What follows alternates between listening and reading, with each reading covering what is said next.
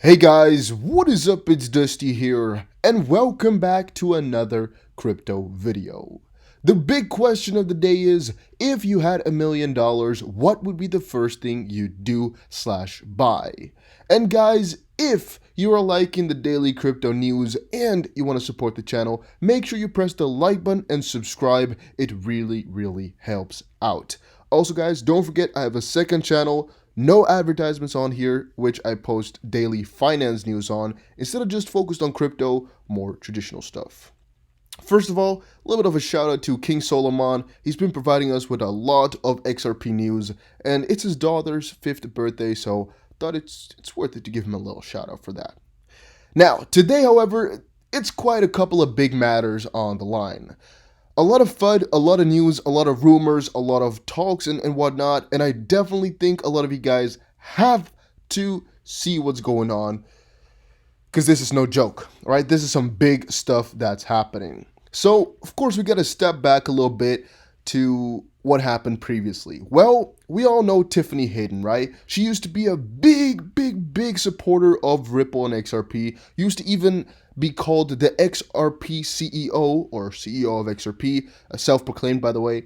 But right now, or like a week or so, a week or two, I don't know, ago, she decided to quit XRP, quit Ripple all the way, and decided not to support it anymore and sell all her holdings. And now a lot of debates are going around as to why she did that, what's the reasoning behind the explicitity, like why such a big shift as well, and what's going on right there. And a specific question is, what does she know that we don't? Because right here, 19 hours ago, she posted, here's Ripple's price model. How does Ripple's pricing model work? It's 1 part software license, 1 part professional service, and 1 part transaction fees, right? And that's actually a little bit of a I guess reply to most of the discussion that's been going on before for all the lawsuits and whatnot. Like, for example, what if Ripple secretly wants XRP to be a security, right? And a couple other really, I guess, debatable questions and things going on. And if XRP is declared a security, now there's a precedence to declare other crypto the same. Ripple can rebound, no problem. How about Ethereum, Bitcoin? Which is a little bit positive, right? So you would think, all right. But let's skip that for right now. Let's get to, I guess, the more interesting part of today. What do you mean by Ethereum can't scale? Coins can be launched on XRP Ledger too, but nowhere close like at all could the XRP Ledger even handle a piece of Ethereum's action. Nor would we want it, in my opinion. Interesting how she says we still, because I thought she was kind of gone. But in my opinion, we don't have the infrastructure. JP said, yes, it can scale. Last month, they had 45 minutes of delay. Exchanges had paused Ethereum transactions. Ethereum is blue, XRP Ledger is black. Ethereum is a distributed computer where you can run dApps. It's like apples to oranges comparing the two. Not completely, because, I mean, well, let's actually focus on the fact that Tiffany is, I guess, talking about this. Tiffany said, a spam attack almost took down the XRP Ledger. And this is an issue we've addressed earlier. So at first when I read this, I was like, what happened? What's going on right now? But it's actually a talk of earlier, or a subject of earlier, when a ton of mini transactions were going about and people were using it to slow down the XP Ledger a lot and really make everything miserable, which is also why David Schwartz put up the vote, or the amendment, I guess. He tried to use the amendment process for a deletable account system where a lot of these spammers could not do their work anymore because their stolen funds or their funds that's using to spam could be blocked, right? Which we talked about earlier. But talking about that, you know, a lot of people are getting back in, and with the talks and whatnot. And basically the point is, it's interesting to have that point, right? Any network could be taken down with a spam attack, theoretically speaking. Like, it's just something you try to fix with the best way possible, but you need everybody on the network to agree, because thinking about it, if you want to stop a spam attack, what you need is more control, right? Because with any network right now, the more control a central authority has, the easier it is to prevent a spam attack. The less control a central authority has, the easier it is to do a spam attack and to make it successful. Why is that so? Well, if there's no control by a central authority, or all the people around the world that have some power are all working in their self-interest, which most people are, that's just economic number one, or economic rule number one, then what happens is nobody really cares to stop it all the way. They have to work together to fix it, right? Because there's no central authority. And then working together is really a process that takes some time and is not as simple in practice as in principle, or at least in how it sounds. And what happens is 10,000 people could be sending small little transactions every single second, and there will be nobody to stop it all the way at once. People would have to come together to try to fix it, but again, as I just said, in practice, that's very difficult to do. With a central authority, they could block it from within. So, as a kind of a response to this spam attack taking it down, I think any network can be taken down with spam attacks if they're done right and really with the most amount of effort. You know, the more effort that gets put in, the more harm it will do. In this case, it was not taken down. It was not even really close. She tries to make it look like that, which is a little bit of a funny way. But that's just a little bit of backstory to that for all you guys that wanted to know. But really, the bigger picture here is from Andrew, or XRP Euphoria, who said, "My biggest concern with Tiff is that she has inside connections to Ripple. What does she know that we don't? Why incessantly point to XRP's flaws when her beau's livelihood depends on its success? If she were wrong, would he set her straight?" Thoughts? And I think about that a lot as well. I definitely think a lot about that as well. And Jungle Inc., who's also, I think, a pretty well-known guy within the community, said, "The network ain't perfect. It will eventually need more contributing to its development and maintenance. The world, or the whole world, will run on it. It's a global payment system and it will require a global infrastructure. Understand the shortcoming, but I trust the architects to get us there." Yeah, sure. And then XRP Euphoria came back in to say, "David seems to confirm your view. Never thought this tweet would become such a crap storm." And to quote as what David said here, "A real man should be about to set his woman straight." XP Euphoria said, "Nope, but how about you set us straight? What do you think of Tiv's concerns? Valid?" David says, "I think they're technically valid, but practically overstated. Though I agree 100% with her that the ecosystem is not as diverse as we'd like it all to be." Then the reply was, "It isn't a mere matter of opinion. She is saying that the limited validators nearly caused the XRP ledger to fail. Either true or it isn't. I'm not saying he forced his view on her, but if someone of her knowledge hasn't been convinced by Nick that she's wrong, then she may be right."